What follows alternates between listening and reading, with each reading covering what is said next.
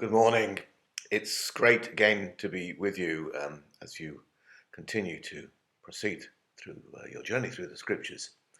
And we've come now in these two chapters from Samuel, chapters 19 and 20 of 1 Samuel, to what you might say is a rather rich and incident full episode in the life of David and, of course, of Saul. Um, I just want to focus on a couple of things here that will perhaps help us in our journey through these rich chapters. Um, there's two things in opposition here in this passage, and both are slightly difficult to understand.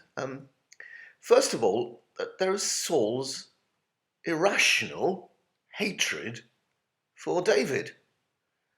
It doesn't make sense. I mean, that's why we have this language of the evil spirit sent upon him from the Lord. It's something just against his own interests, really. I mean, David at this point is totally loyal to Saul. He's a great asset to his reign, successful warrior who wants to stay loyal. But Saul hates him and pursues him with this relentless hatred. And so this is really difficult to understand, and this irrational hatred. And there's a Hebrew word for this, actually, as it happens, that sinat chinom, irrational hatred without a cause, as they say, chinom, without a cause. But balanced by this, and the way this sort of moves the narrative forward, this irrational hatred on Saul's part, is something else. It's what the Jews call ahavat chinom. Love without reason. And this, of course, is Jonathan. Jonathan loves David. He wants to protect him, and he does protect him because they are bound together in this deep friendship. Now, as one would expect in our hyper-sexualized world, of course, sometimes this is read now as a sort of homosexual relationship.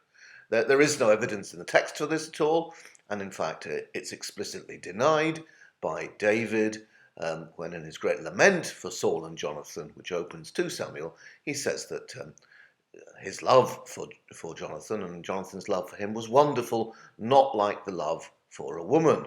Okay, so he's explicitly saying this wasn't a sexual love.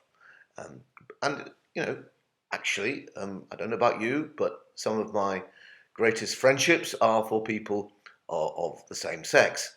I don't want to have sex with them, but I really, really like them and would do anything for them. And I have friends like that, and I thank God for those friendships. So this is what we're dealing with here. What are those sorts of friendships? But they still are bound together. Actually, this friendship is bound together in a covenant, and this is a very important biblical institution, of course. And we actually can learn quite a lot about what covenant involves from this example of a covenant, because covenant actually, in God's mercy, is a means of conflict resolution. Conflict resolution. Because David and Jonathan should be enemies. I mean, here's David, this up-and-coming soldier, very successful. Everybody loves him. And here's Jonathan, the heir to the throne. I mean, there's an obvious conflict between them. But it's overcome by this love, which is then bound together in a covenant, which, as it were, regulates the love and gives it a framework. They pledge themselves to each other. We will look after each other. We will care for each other, even though there is this possibility of conflict between us.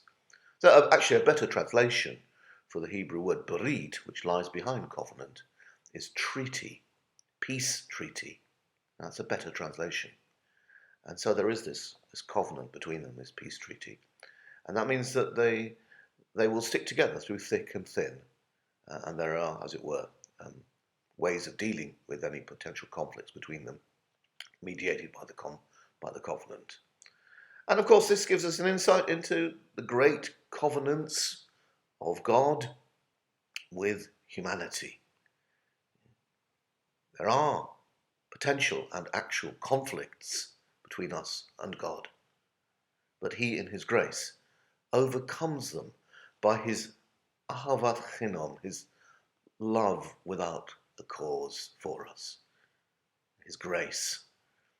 And then he wants to bring that love and our feeble love for Him in return, with all its difficulties, into a regulated framework which will sustain and hold that love.